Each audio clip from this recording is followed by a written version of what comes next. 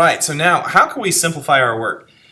On this slide here, we see there's limits of function, and the idea is this: if p of x is a polynomial function and c is a real number, you could find your limit just by plugging in that value c in for your x, just substituting it in there to find your limit if it's a polynomial. And if it's a rational, you could do the same thing, where you just plug in your value of c into the numerator, which we'll refer to as p of x, and to the denominator, which we'll refer to as q of x. There's one caveat to this, and it's that q of x, or if when you plug in your c value, your limit value, cannot equal 0, because in mathematics we're not allowed to divide by 0. So that's the one caveat here. You will have problems if you are trying to find your limit, but the denominator equals 0 when you substitute in. So this is just a direct substitution. So it's saying we can simplify all this problem using direct substitution. What they mean by that is we could say, okay, the limit, according to this slide, is going to be equal to just plugging in that number 2 all the way through. So we'll consider this our function p. And so p of 2, the limit of p of x, we'll call it, will equal p of 2.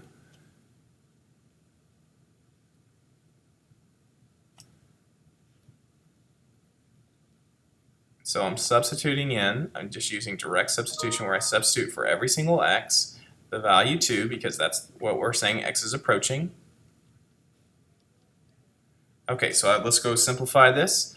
2 to the 4th power, that's going to be 16. 2 times 2 is 4, times another 2 is 8, times one more 2 is 16. So it's negative 2 times 16, plus 3 times 2 cubed is 8. 2 times 2 times 2 is 8. Plus 2 squared is 4, minus 2 times 2, which is minus 4, plus 5. We go to simplify. These two will simplify together, the 4's. And so negative 2 times 16 is negative 32, plus 3 times 8 is 24, plus 5. And so negative 32 plus 24 is negative 8. I add 5, I get negative 3.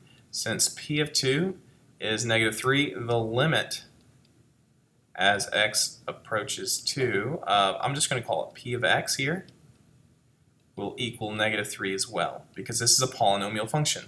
Polynomial function is a function in terms of x where you have powers that are whole numbers, and not only that, they're positive whole numbers all the way across. You might say, well, this doesn't even have a power of x. Well, technically it is x to the 0.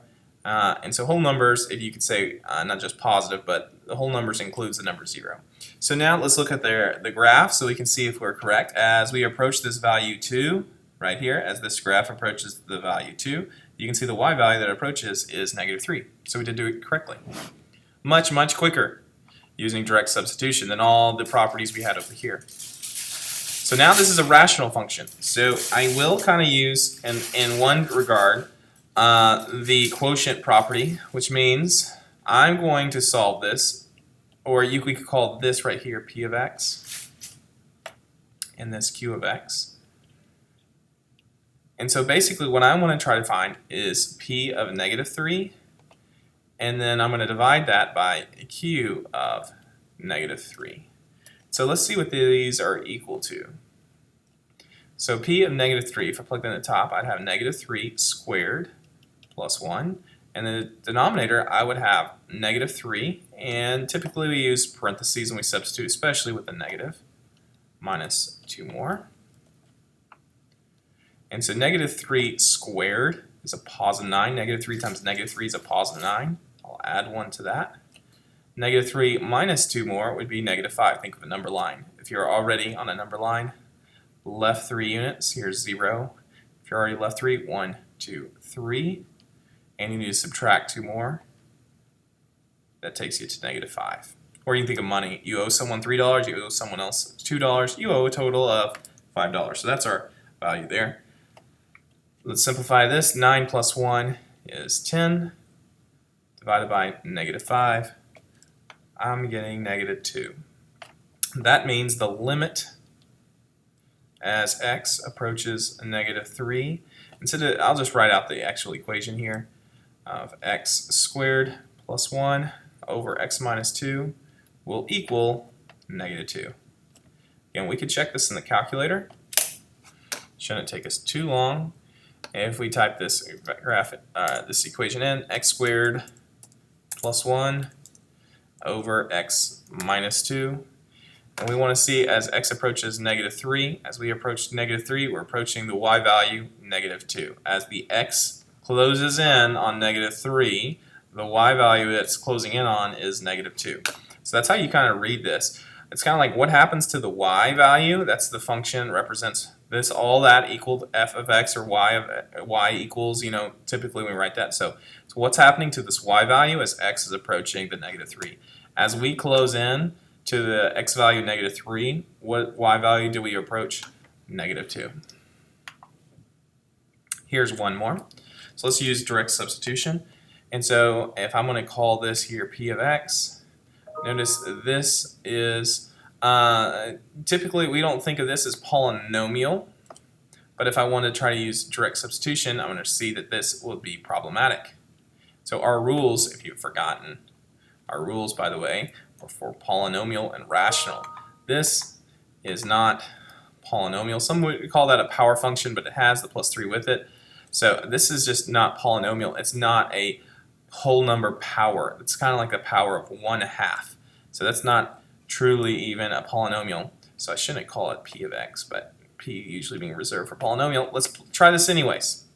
If I plug this in, I would be taking the square root of -4 plus 3.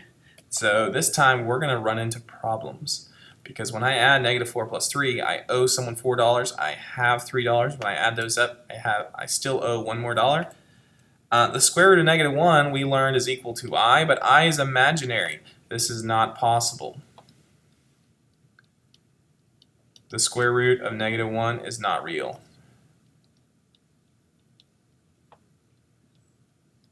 We would just call that the imaginary number I. And so on this one, it would not be possible.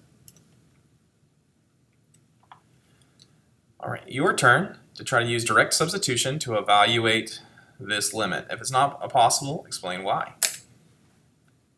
Pause the video if you need more time.